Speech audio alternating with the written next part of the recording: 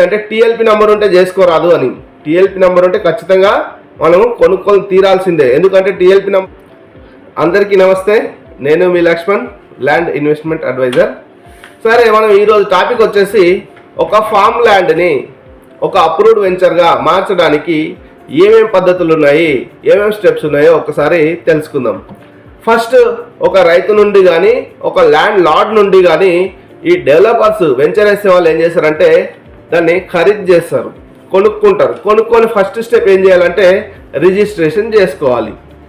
Registration అయిపోయిన తర్వాత second స్టెప్లో ఏం చేయాలంటే ఆ ఫామ్ ల్యాండ్ని నాలా కన్వర్షన్ కోసం అప్లికేషన్ చేసుకోవాలి, non agricultural land assessment act ప్రకారం.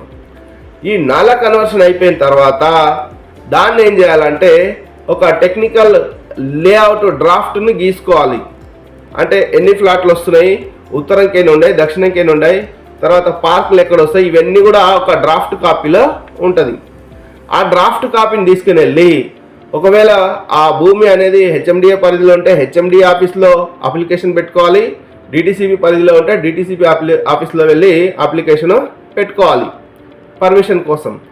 ఇట్లా అప్లికేషన్ పెట్టుకున్న తర్వాత బ్యాక్గ్రౌండ్ వెరిఫికేషన్ అనేది జరుగుతుంది. ఆ వెరిఫికేషన్ కంప్లీట్ కావడానికి మనం 3 నెలలు పట్టవచ్చు, 6 నెలలు పట్టవచ్చు, సంవత్సరం కూడా పట్టవచ్చు. అంటే ఏం చేస్తారంటే ఇక్కడ లింక్ డాక్యుమెంట్స్ చెక్ చేస్తారు. ఆ 10 ఎకరాల 20 ఎకరాల ఏదైతే లేఅవుట్ ఉందో అందులో ఏమైనా గవర్నమెంట్ భూములు ఉన్నాయా, ఎండోన్మెంట్ భూములు ఉన్నాయా అని చెక్ చేసుకున్న తర్వాత అన్నీ ఓకే ఉంటే అప్పుడు ఆ టెక్నికల్ లేఅవుట్ డ్రాఫ్ట్ కాపీకి ఒక నంబర్ ఇస్తారు. దీన్నే మనము టీఎల్పి నంబర్ అని అంటాం. టీఎల్పి నంబర్ వచ్చిన తర్వాతనే ఆ లేఅవుట్ అనేది అప్రూవ్డ్ లేఅవుట్ అవుతుంది. అంతకుముందు అప్రూవ్డ్ లేఅవుట్ కాదు. దొంగలు ఏం చేస్తారంటే టీఎల్పి నంబర్ రాకన్నా ముందులే డ్రాఫ్ట్ కాపీ రెడీ కాగానే సేల్స్ అనేటివి మొదలు పెడతారు. దీన్ని మనకు ఈజీగా చెప్పాలంటే ప్రీ లాంచింగ్ అని అంటాం. ప్రీ లాంచింగ్ కంటే ముందులే, అంటే మాకు ఇంకా అప్రూవల్ రాలేదని వాళ్ళు క్లియర్గా చెప్తున్నారు. మనమే దద్దమలం అర్థమై సావదు.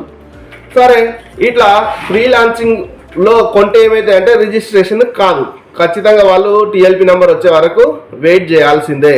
అది 1 ఇయర్ కావచ్చు, 6 మంత్స్ కూడా కావచ్చు.